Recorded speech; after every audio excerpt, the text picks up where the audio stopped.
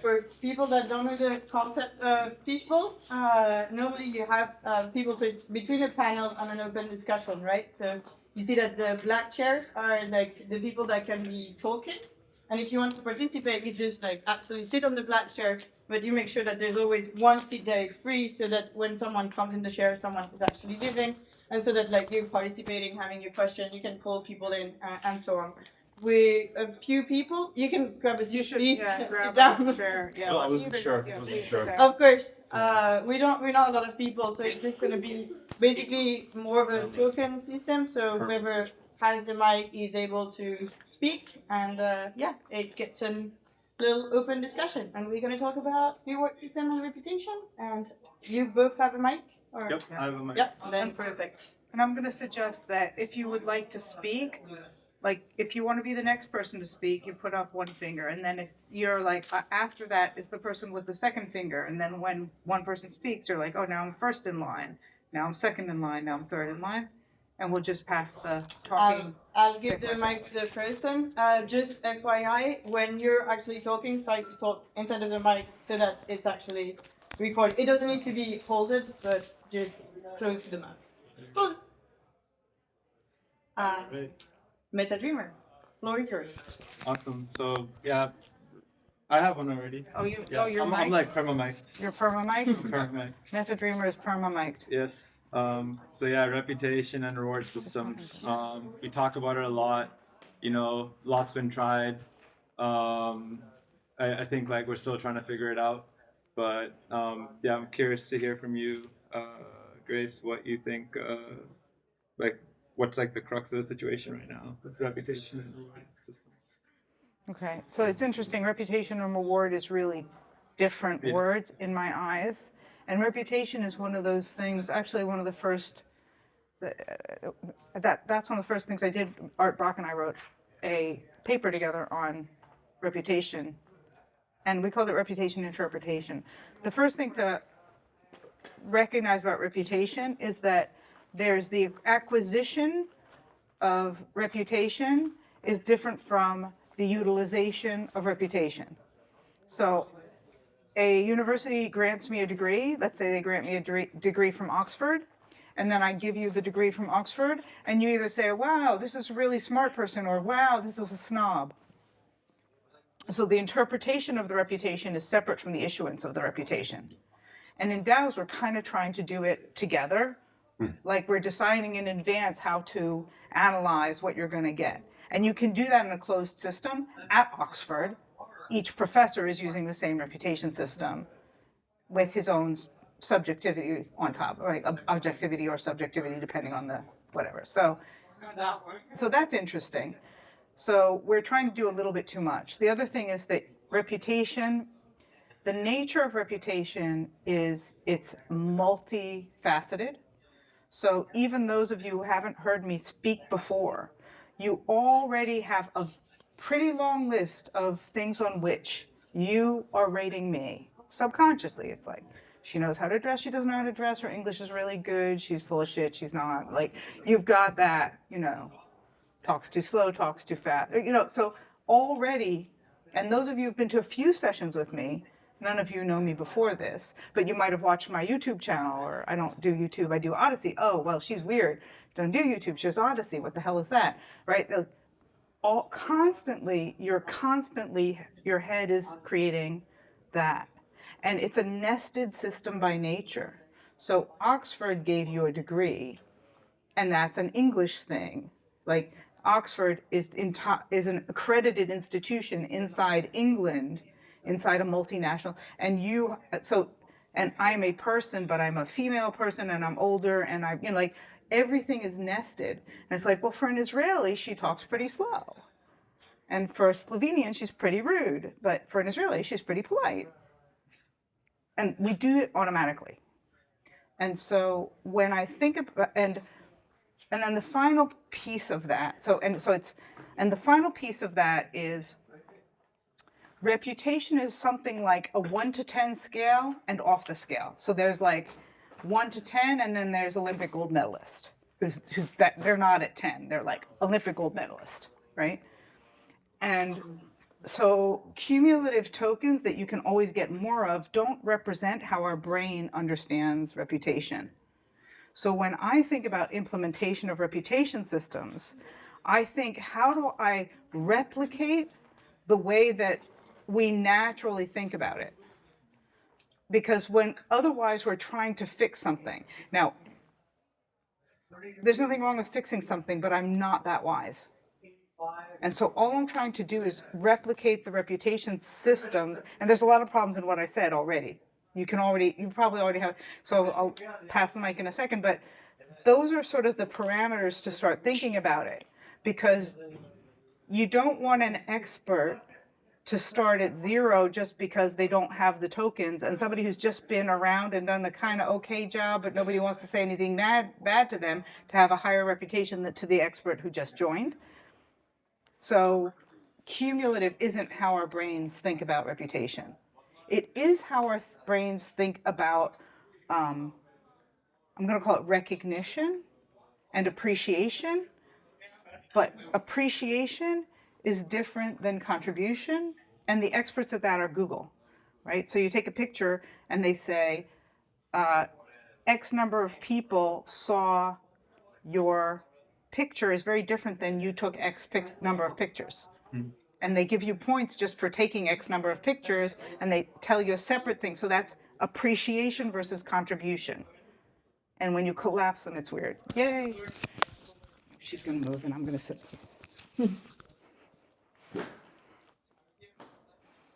So I think reputation is also comparative. So reputation doesn't work in a vacuum. Like if you are the nicest person, what are we comparing you to? You can't just be the nicest person if there's nothing else around you to compare you to. So you need to have people within a organization that are all competing towards a similar goal, and then your reputation is based on how far you can push that envelope to get to your goal versus the people around you. And then a second thing, I like what you said about reputation has multiple facets. So somebody could be a good writer and also a good communicator, or a good coder and a good business person, but there's multiple facets to what they are reputable in. And in my opinion, instead of having reputation as a group of people, sorry, I get distracted. So instead of having reputation as multiple different lines that you can follow, Just don't for her- just for her to block see. her. She's taking care of her. Which part are we? She's Whole just thing? taking care of her well-being. 60? Yeah, she's taking care of her well-being, so we're including her in the circle. For each quit. Sorry. Sorry. Yeah, Yeah. yeah. Just if you stay in one spot, I can block you out. Okay. Sorry. Go so ahead. instead of thinking about reputation as multiple traits that somebody is capable of having a reputation score in it, we should define roles. So this is a community manager, and what is their reputation as simply a community manager, not as somebody who also does trading or does coding. They need to have one single role, and that role is what we will base that reputation score off of. And then that gives us a clearly defined system that we can work in. But there's people that are good at so many different things, but they're not great at anything. So they're just like multi-role people. And would those people deserve a better reputation score than somebody who is really good at community management but doesn't know how to code? I don't think it would work that way. So we need to have a single line to follow, and we need to have a comparison between different people that are trying to hit the same goal. That's maybe how we should think about reputation. Here, I already have one. you have one? Yeah, you can pass it to the next person. I think the interesting dynamic here, the thing I like struggle with a lot, is like what you said, how we don't, like, it's not necessarily a quantitative thing. It's like reputation, how we understand other people is like very much a qualitative thing as well. So how do we,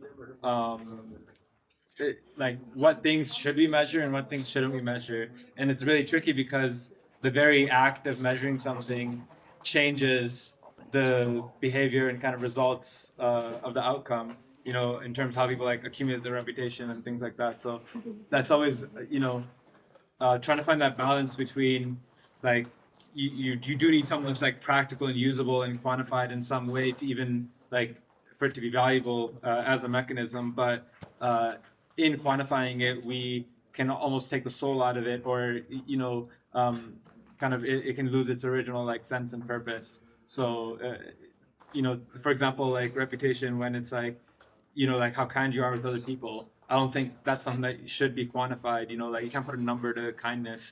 But reputation on like how many projects have you successfully executed might be doable. So yeah, that's like the quantitative and qualitative and the play between those and what to measure, what not to measure. It's really difficult to think like if there's one sort of holistic way to see this, and especially like applying it to Web3 contexts. Who's next? So I'm gonna just explain the rules of the game for everybody. First of all, we're gonna expand out a little bit, so because our fishbowl was small enough that we said, and then if you want to speak, you'll just put like 1 if you're next online, 2 he's got a 1 up, and then he's first online, and then 2 would be the next person, and then 1 person. Is that clear? Like I'm first in line, I'm second in line, I'm third in line. So just be a little bit aware of the fingers that are up, and his finger was up. He's 1, and then you're 2. So you're.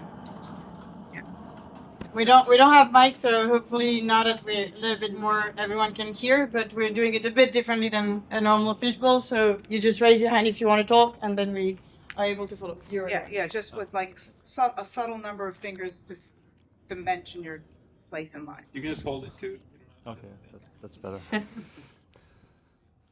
Yeah, it was just something that came to me is that reputation is a bit like a gift that's just given spontaneously in a network of people. Just on my way here, somebody stopped me and said, "I really, really liked what you said yesterday," and he explained why.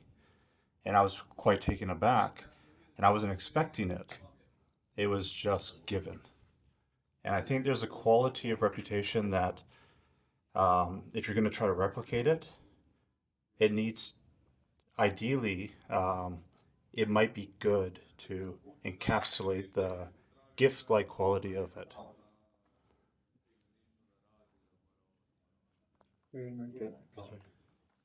If you wanna, I just no, he wants to build on top. I want actually to build on top of this. would you say that was earned, not given? You earned it. I was not trying to earn it. Yeah. But But you earned it. I mean, it feels like it was given. Yeah. Maybe we could argue about the semantics, but I feel that it was given. I don't feel like I earned it. You can take that what you will. So I wanted to build upon Magic Dreamer's quantifying reputation. I agree that this is slippery slope. We've seen a lot of examples now of tests, experiments with trying to quantify reputation, trying to quantify contributions, for example, in our space. Nothing. I haven't seen anything work so far, so it's a very hard thing to do to quantify something that's qualitative, right? And another thing on your point, besides here, like I'm going to find that reputation is also can be given in comparison. So it's like it's contextual, right? But again, I know how it sounds. It depends. It needs to be also transferable. So probably if I'm good at marketing, like in one community, in one organization with one purpose, like let's say it's a purpose now, I would probably be good at marketing in a normal, right? Just because I'm very good at marketing, just an example, right? But it might be also that it's a very close to heart purpose of this community.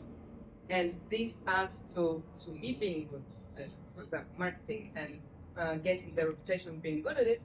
And then I transfer it to another place and am expected to, think I can be that good.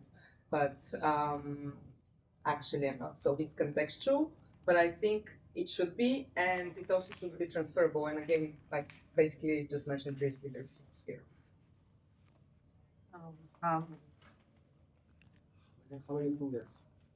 Well, Yeah, What if in- you've got one. Now you're next, so you got one. Oh, yeah, I have one. You have two. What if instead of reputation we just did insurance and like staking? Let me answer that question. Okay, about the No. quantified. I got it here. So, so there's a couple of things. One thing is that issuance is separate from interpretation, and issuance has to be done by someone or an entity.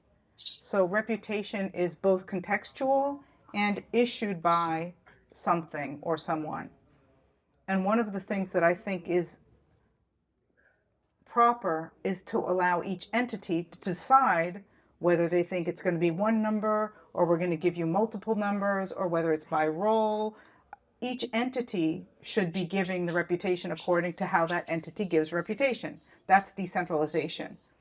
And that entity itself has a reputation, like those guys give everybody a good rating and those guys only let in the best people. And so that's one thing. When you do staking, it's not and reputation also isn't transferable. In fact, when I show you my college degree, you don't get the degree. Yeah, that's not what I meant. Yeah, it's not. It shouldn't be, but transferable from a context to context. Interpretable by others. So it's a protocol that's interpretable. Another person can. So, but when you use staking, now it depends on what the situation is, but you're corrupting the thing, which is what you were pointing at. Is like if somebody gave you it out of the goodness of your heart, and now you're displaying it on your on your T-shirt, it takes something away. When you mix money and reputation, for some people, like staking their money, it's not a big deal for them. Like money has different meanings for different people. So if it's a monetary thing, like don't ruin the hotel room, then you stake your credit card. And if you ruin the hotel room, they charge you. But if it's not something that's more tangible, I don't think it should be.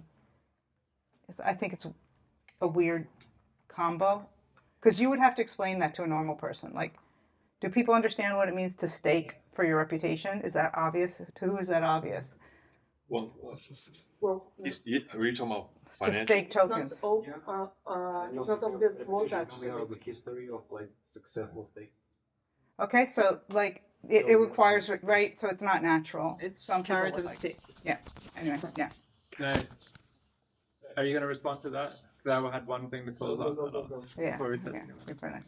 actually, You're I wrote right. that. Yeah, you're right. You're right. I'm I not forgot. giving you this. So yeah, I think it's an interesting thing on staking around reputation. It's like, is it like staking some sort of token or monetary asset on like someone else's reputation or your own reputation versus I think staking reputation has happened all the time. Like if Sky says, "Yo, I have a friend that needs a place to stake," and he stay with you. I know Sky and he's staking his reputation on this other person that he's vouching for him essentially, and I can kind of by like through like proxy of Sky have higher reputation and trust in someone that I wouldn't normally have without that. So I think like that's an interesting dynamic of staking. The tricky part is I think when we're talking in a Web3 context is like again like the measurability like. So I think at the core Web3 is really about like verifiability or like truthfulness of anything. And in terms of like what do we choose to record or measure, I think it shouldn't necessarily be like the subjective interpretations of it or like giving like an accolade or something, but recording kind of like the ledger of truth of like what happened, right? So let's say for this event, the reputation shouldn't necessarily be like Pete is a good event organizer, but the thing that we store permanently in the ledger could be that Pete did these things to organize the event. So objective facts about the reality of the situation. And then once you have that ledger of record, then different people can come in and add interpretations or valuations onto like what happened. So I think it's important that when we try to like measure reputation Web3, we're not like kind of quantifying, oh, here's like good points. You got like tokens for how good you were, that gets gamed and it loses its sense. But what doesn't get gamed is if you can have multiple people attesting to like the ledger of record of what happened, because then once you have a common sort of shared definition of the history of what happened, then that kind of forms the stories of who we are, what we did, and reputation can be extracted from that, but we don't have to store it on chain in that way, because then we optimize for the wrong thing. I think that we can build the trust, web of trust. Like we are here, like a collective, a community, and within this community we trust each other. So I think when building the everything up, we can build this Genesis block. Everyone who was here, it's trusted by default, and then we just spread our tentacles. Second thought about the reputation is that, say, I live in Krakow, Poland, then I move to London, and I lose my trust, reputation, and relationship. And I think for people to become more mobile and travel freely, the reputation should follow them as they change cities and change countries. And the third thought is see how Uber drivers rate you. My Uber driving is 4.69, and I see this as a proxy how I treat others. And sometimes I tell them, no radio or do this, do that. And I think that 4.69 is actually low because people are very, very, super polite. Yeah.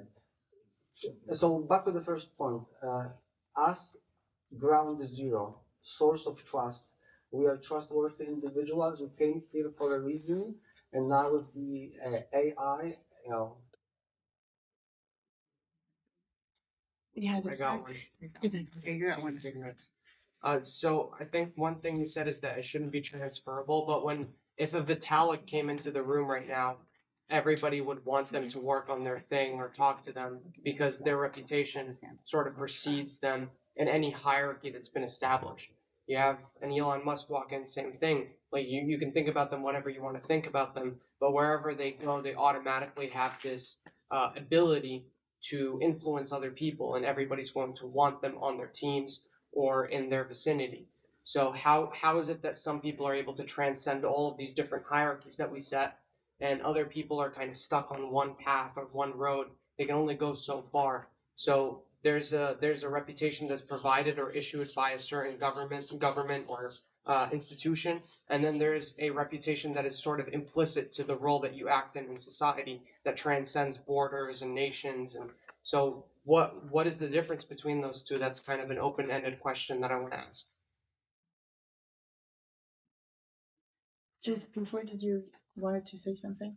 I did it in that earlier context, but I like this question. This is more important in this current context. Exactly, and I don't have the answer to this question in particular, so I won't. Then please. No, wait.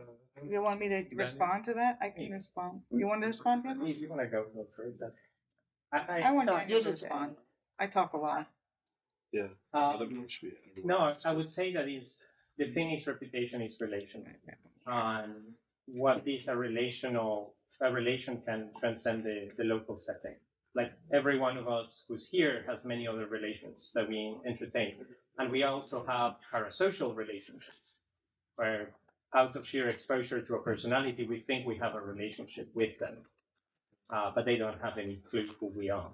And so it's kind of through that mechanism that reputation comes. My biggest fear when we think about reputation systems is that we actually ignore this relational nature of it, because all the research around high performers shows that when you take a high performer from one company and move them to another company, most of the time they're no longer high performers unless they move with their team. And it's really understanding that we all have flaws, we all have strengths, and it's more when we are able to kind of find these jigsaw puzzle and make it fit, that then we can actually achieve the high performance, the magical moment. And that takes time to build. We're not super good in general as humans at very quickly building high performing teams. We're getting a lot better. But so the unit is not the individual. The unit, it's a relational unit that can vary in size and so on. And the information types that we have, the sort of information pipelines and exchanges that we have, they vary a lot in shapes. they're weird. Like some are very local, very close. Some are with people who are very distant and far away from us.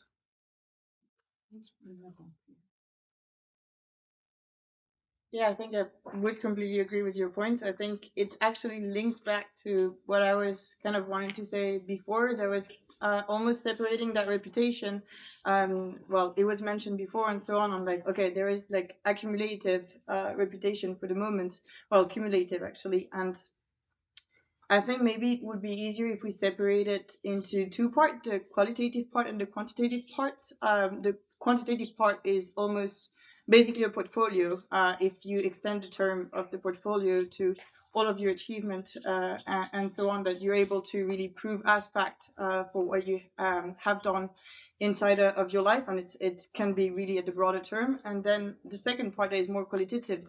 It is really communicative because it's like time based and it's really trust. And trust is qualitative indeed, and it's really just only with time that you can actually prove your trustworthiness to other people, and it's really relation based indeed. So I think it like that would be together the two parts of reputation. I agree with that, and actually, I want to build on the past two speakers Okay. on what you said. So, first, yes, trust.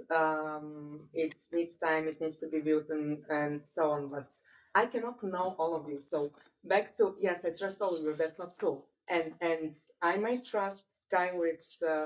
I don't know, with my dog, my cat in this case, for example, but I might not trust him. We know with 100 euros. So it's contextual. And then MetaDreamer might trust Sky. I don't know Sky, for example. Another example, right? But I know MetaDreamer. We've built a relationship. I've worked with him, for example. And then because MetaDreamer trusts him, I'll trust him. But if Pete also trusts Sky and Van also trusts Sky, I'll be okay. Now this guy is really trustworthy. I would work with him, right? So then you have not only the context, not only the trust network, you also have accretion of basically of trust. You have stronger ties to the community which I'm part of. Which would actually give me enough information without knowing Sky that actually I would probably also trust him, and that I can trust him at this point. So yes, it needs time. It's contextual, building trust and relationships, but you might. It's not scalable, right? I cannot like sit and build relationships now with everyone here. It's like I'm a human being, but with the ones that I've already built, I can basically, let's say, skip and fast forward to other people that I see that the ones that I already trust, that they trust and they have built a relationship with. So let's go at skipping forward. So I wanted to relate also to this thing about like Elon Musk and this transferable reputation. One of the reasons that we have that is we have a single token system, and that token provides you so much power that you become really extraordinarily powerful. And so if you have a lot of fiat money, you've risen to the top with this really kind of weird symbolism, which doesn't transfer to your relationships, for example. And then fame is another one which was mentioned here. Like you can be on YouTube and you can have fame and whatever. You might not know the person, but they know you. It's like there's some weird distortions. But I like what you were saying about the issuance is really interesting. Like how would, like what Mars was saying about like we all trust each other. And you said, well, for what? And I can guarantee you that there are people in this group who, they would never work with each other because they know each other. And even there are people in this group like, oh, Daniel went, but he and I started working together because we really respect each other. And there's bumps in the road. It's going to take time. It's exactly what he said. Like, we are both high level professionals who agree on a lot of things. And then it's like, oh, okay, right? It takes time to become effective together. He and I so far aren't extremely effective together, but we're getting better at it. And so, like, how the organization, like you said, this is going to be a MetaFest co-op. That just means you showed up. And if you say this is going to be the MetaFast star, it means that, but like the issuance is really important. How does the organization itself determine the issuance of the thing? And then when I get the thing, it's like, oh, your LinkedIn profile says this. Like, how do I interpret that? Okay, so I have. There's 100. Yeah, good. So yeah, I guess LinkedIn is kind of the analog or the Web 2. Like, where do we go post LinkedIn? And of course, we can't just create like a copy of LinkedIn. Like, oh, we just running Web 3 backend, but with LinkedIn front end, that doesn't work either. So in the community work I've been doing in the past few months and weeks, and getting people onboarded in wallets, and okay, here's your NFT, and I mean, these people are not like crypto natives. So when they say, well, what's the point of an NFT? I already know you. Like, you're my neighbor. Like, why do I need an NFT? And I think this reputation comes in really effective on the edges, where maybe you're 2-3 orders away on the social graph. And that enables like another layer of coordination and exchange. And on the flip side, we are trying to coordinate human resources to be like kind of in doing the right job at the right time.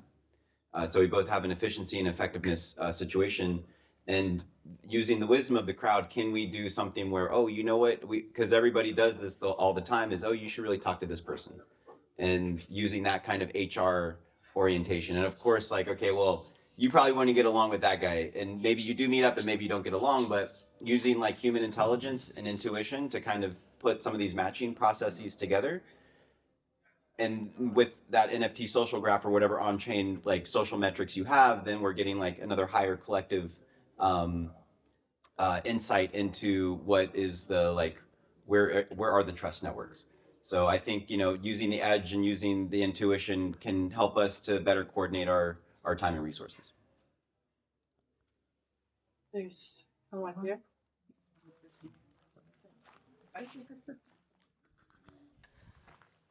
I love that because you just answered my question.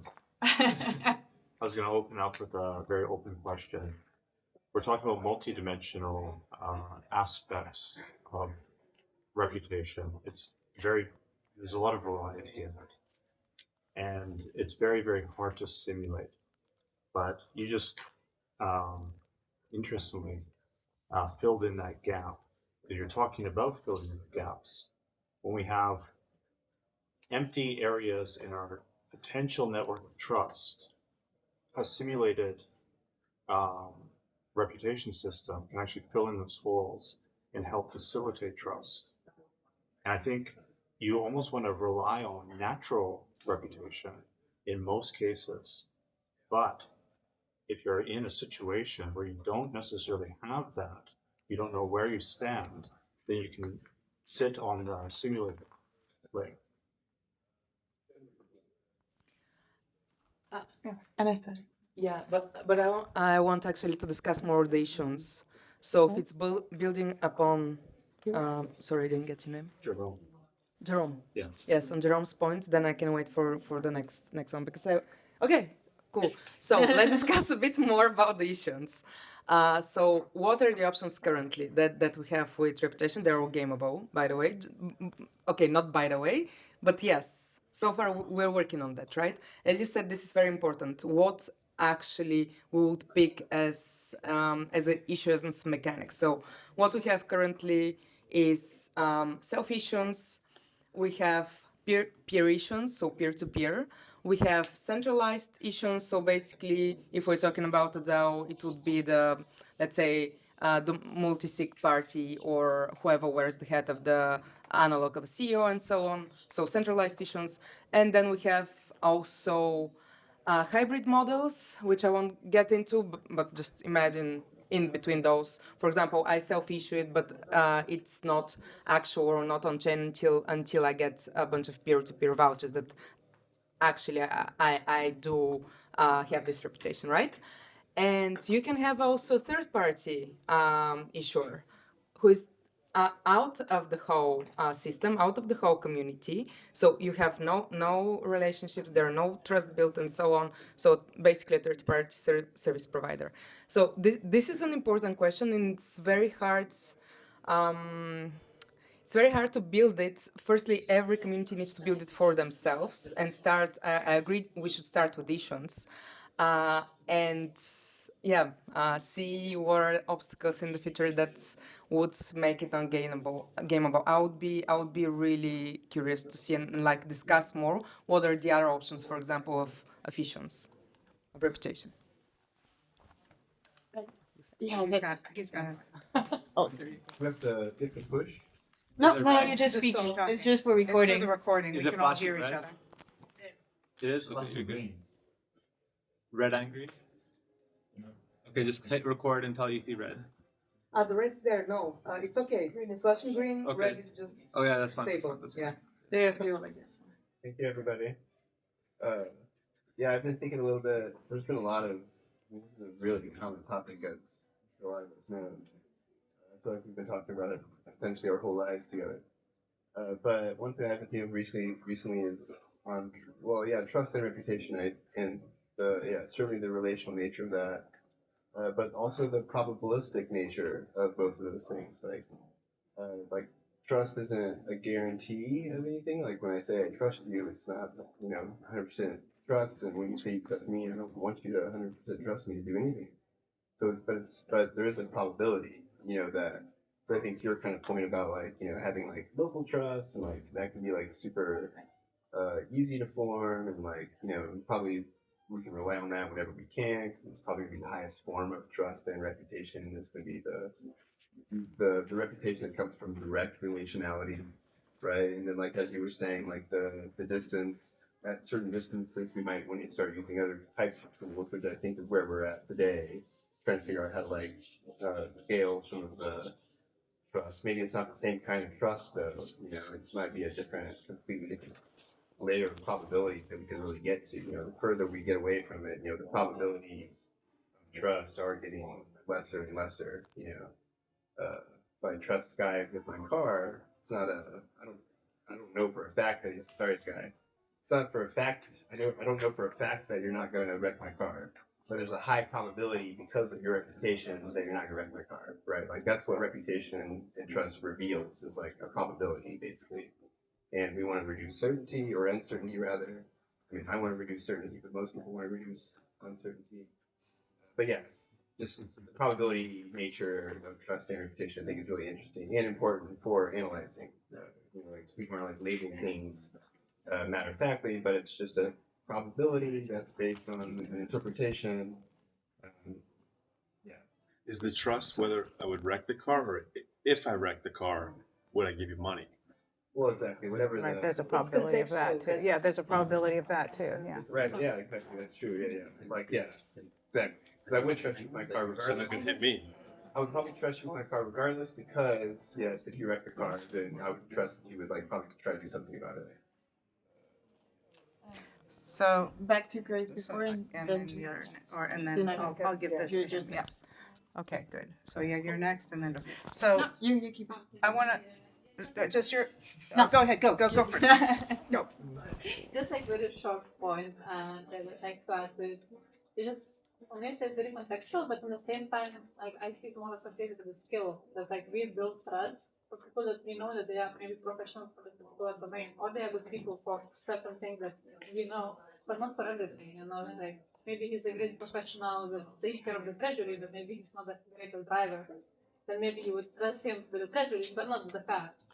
Then it's something to just keep us as a perspective, and I think in general, like this could help us to determine how we issue the reputation, how we track the reputation itself, just by some sort of skill set or some sort of task that this person performed in the past, and you can actually track it and you can see that that's the track record as a professional, at least like in the working environment.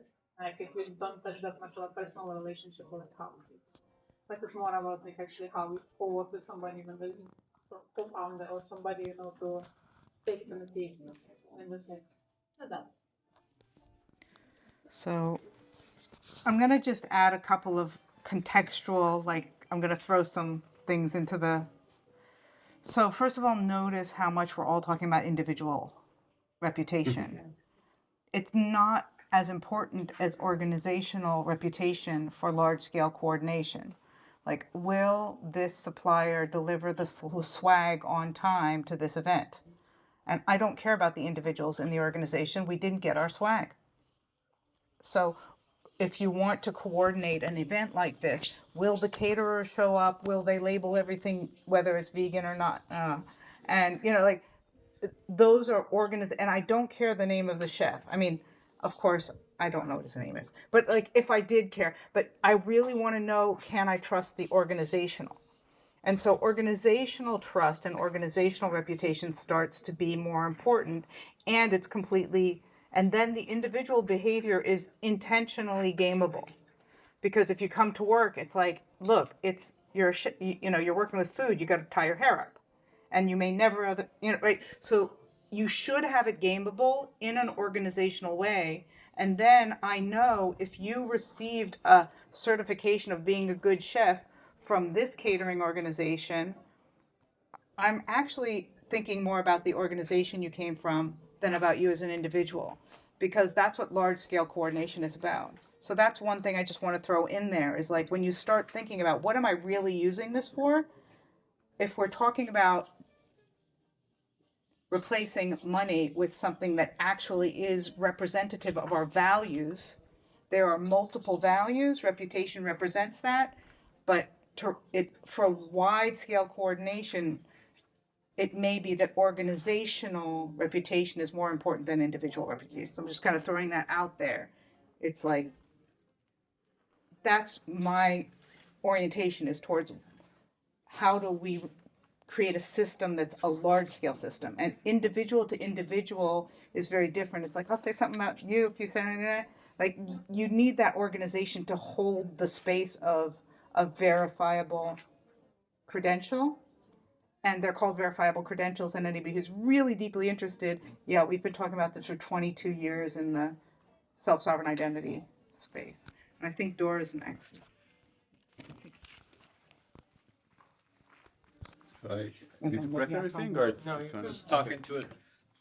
Yeah, I think like I want to express like slight frustration from the space of like the reputation space, which is kind of reminds me of like the identity space, which kind of reminds me of like the web, like the semantic web space that used to be about like how to organize things. Like I think it's like, it's all like, I can see the same pattern, okay? It's like a group of people who can see the future, okay, like understand the importance of it, like come and talk and discuss and philosophize and intellectualize about it and try to formalize it and try to figure out like a perfect model and how we can all agree on it so we can finally ship this beautiful model to the world. And that conversation is taking like years, and there's like very little empirical data or actually people that actually have the bravery to try out something. And then what happens is like an aggressive exploitative actor comes in. So it's Facebook in the semantic web space, or it could, or like the eyeball scanning company, I forget their name, but you know, they're pretty Eyes are us. the dystopian like the dystopian identity that come very aggressively, you know, to conquer the identity space. And it's only a matter of time until some aggressive actor that like gonna just like ignore this entire dialogue happening here, that's gonna come up with something and will impose a standard that we'll all have to live on. Like, okay, like will be the whatever, the decentralized LinkedIn. And so I kind of think we should try to avoid the same dynamic repeating. And maybe a good step forward is to understand that this problem is the family of problems called wicked problems. So it means you cannot know in advance what's going to work. Like the only way to know if it's going to work or not is like you have to try and observe. Hopefully in the process of observing you learn and you accept that most of these. Am I constraining time? No. Okay, sorry. Okay.